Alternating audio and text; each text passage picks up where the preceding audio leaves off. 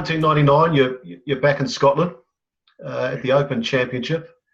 Played at Carnoustie, which was affectionately known that week as Carnasty. Yeah. The winning score was +6, so it played incredibly difficult. And again, you find yourself heading into the third round and fourth round, sorry, and coming down the stretch, and you're getting another little glimpse at the top of Everest.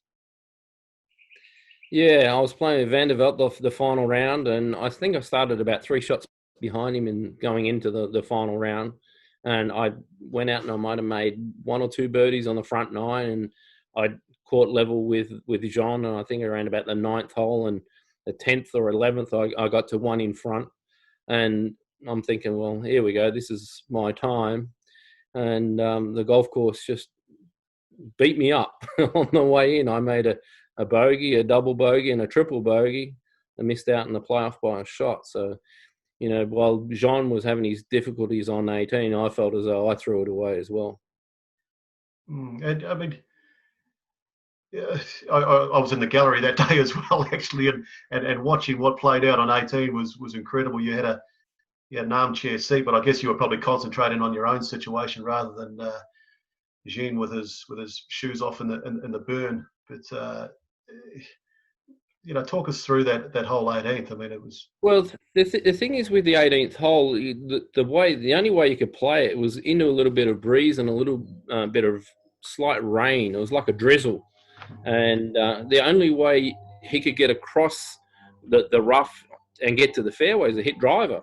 And, he hit a good drive and it just went out to the right a little bit. It was near the burn, but it was fine. He's in the middle of the golf course. The problem that happened after that is he had to hit towards the out of bounds, and he had to get it across the burn at the green. And, he had to favour the right-hand side, which he did. He hit a 2-iron, I believe, and it just leaked a little bit, and it hit the grandstand on one of the uprights on the grandstand.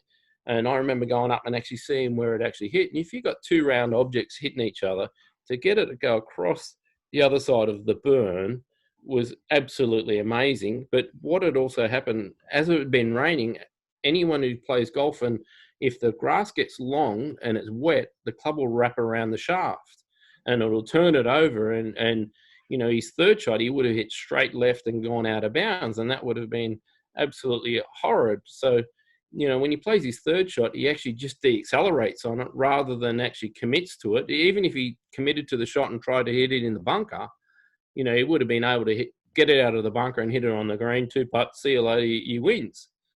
But it just one thing led to another. And, a lot of the commentators at the time never gave him credit for, what he was trying to do. They didn't, they're sitting in a booth up in the outer broadcast area, and they don't know it's raining because it doesn't show up on TV. And when you're out there, you know that you have to play a little bit different every other time you played the hole. So you would have played, and I'm trying to think back myself, I mean, you would have played your second shot probably before. Yeah, that's right. I played my second shot, and it just leaked into the bunker on the side of the green there, and there's a little pop bunker there. And then Jean hits his third shot and it goes into the hazard. And because I was already over the other side of the green, I was over near the grandstand, the ball had gone into the hazard, and he was lying on a little bit of sand. But the tide was actually coming in, and the ball was oscillating and it was going lower and lower. The water level was about halfway up the ball. So instead of walking around the green to get to the ball, he would have been better off walking straight to the ball. He would have seen that he could have played it, and he was far enough back from the bank. Because it was only about 4 foot high, he would have been able to actually play it out. Because the time was taking so long for him to get to the ball and take his shoes off, now all of a sudden the ball is underwater, the top of it, so it makes it very difficult to get out. And then he drops it and hits it into the bunker. And his ball's next to mine, and mine was the first shot to play. So I happened to hold my bunker shot, and now I'm 1 behind the guys already in the top house. Right. And now Jean has to get up and down to get in the playoff, and he hold about a 4 or 5 footer. to do it. So it was bittersweet for him. I felt as though I threw it away as well. So. Well, let's come back over this, well, into this hemisphere. Still on a links course, but this time it's probably a rare occurrence, a links course down here in the southern hemisphere, Paraparaumu Beach. The 2002 New Zealand Open, which is possibly one of our most famous New Zealand Opens that the club's held, and in some ways probably one of our most infamous, because it included one Tiger Woods, who was the world #1 golfer at the time and possibly in his peak. Talk us through your memories of that week. So you hadn't been to New Zealand for a number of years.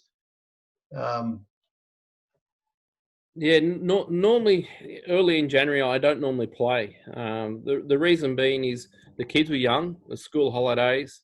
I never felt like going away and playing when they're on school holidays. So I'd try and take holidays with the kids. We've got 3 kids, and that's why I never really played in January. It was my manager, Tony Buffler, that more or less taught me into playing, and it was our wedding anniversary for Jenny and I. So Jen come across with me. We left the kids at home, and I hadn't done a great deal of practice, so my expectations weren't that great as far as playing the tournament. But as soon as I got to the golf course, I loved the golf course. Always loved playing links golf. And was that your first visit? Was that your first visit? It was my first visit, okay. Yeah. Yep. And to show you how relaxed it was, when I went home after, I think it was the first round, I left my golf shoes at the hotel we were staying at, and I come back for the second round, and I'm out at the practice fairway, and I realised I haven't got my golf shoes. And then Scotty Gardner, who I'm size 8.5, and Scotty's about a size 11, said, "I've got a pair." So I ended up using Scotty Gardner's golf shoes, and it was either the second round or the third round. I think it was the second, and played in someone else's golf shoes in the second round. Shot 69. Yeah, exactly. So, I mean, you're talking about the weather up at the Open Championship. I mean, the weather that week, well, particularly on the weekend, was horrible as well. The rain came in, and it can't have been comfortable dealing with that, as well as everything else that was going on that week. I mean, what was it like having Tiger Woods in the field? I know you've played. Obviously, we talked about the President's Cup and played up in America. You would have played with him, but I guess having him in New Zealand was an amazing deal, and people probably got a little bit more carried away than they would at a normal tournament. How did you find it? Yeah, well, see, I go back with Tiger till he was 17 years of age. I played in the Scottish Open at Carnoustie. I think it was in about 95. And then when Tiger moved to Florida in Orlando, that was the same estate that I lived in Iowa. So I used to play and practice with Tiger. So I was very comfortable with him at golf tournaments. And, when he was going to the New Zealand Open, it was no different to what I would normally do in a week in Orlando, go out and play, practice. You'd always go out and have a hit with him. So I was always comfortable with Tiger in the field, even though he's the best player in the world and very rarely you beat him. If you beat him, you normally won. Yeah. So it looks to me, just looking at the scores and my memories of the event, you're just sitting in behind the leaders most of the way. You've got I think it was Stephen Leaney. Yeah, Stephen Leaney was leading going into the last. So talk us through that last round. What's your memories going into that last round, and when did Craig Parry decide that he was going to pounce? It was probably on the back nine. I just stayed in the tournament on the front nine. I don't remember doing anything crazy on the front nine. I kept the pressure up on the guys. Cambo was playing really well. Cambo, it's always harder playing your own National Open than playing someone else's, because you want to win your own Open, so much that there's more inbuilt pressure when you're playing at home versus playing in, a foreign Open. That's still a big event, but, your own Open means a great deal. And, with the crowds that we had that week, they obviously all wanted Cambo to win. And I just snuck in the back door that week. Well, yeah, Cambo missed that. Unfortunately, he missed that little putt on 17, and yeah, he had to make an eagle on the last, which he just narrowly failed to do. But I'm thankful he did. Yeah, so I have read since then that you have a lot to thank the New Zealand Open for. In fact, you're quoted as saying 4 million reasons to thank the New Zealand Open for. Yeah, that's right. Because it got me into the World Golf Championship event at Sahali, which happened to be my first PGA Tour win, where I won $1 million US that week, and otherwise I wouldn't have got into that field because of Tiger playing. So, it's brought me a lot of money in New Zealand, and not to mention I've always loved going there. I think it's one of the prettiest countries in the world. What did you do that night after the New Zealand Open? What was celebrations like in the early 2000s?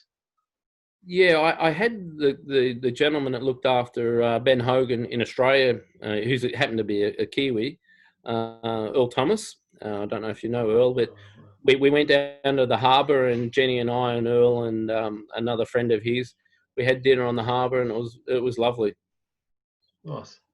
So you went up and you won the World Series, the World Championship up at the NEC. Yeah. And that puts you back into the US Tour? Yeah, because I've got a 2-year exemption on the PGA Tour. So that kept me over there for a couple more years. My plan was I was actually going to go to Japan because I won the Japan Open in 97, and that gives you a 10-year exemption. But the extra 2 years that I got for winning the World Golf Championship event kept me in America for quite a bit longer. So, it was just one of those things. One thing led to another, and then all of a sudden, I have another good week at Doral.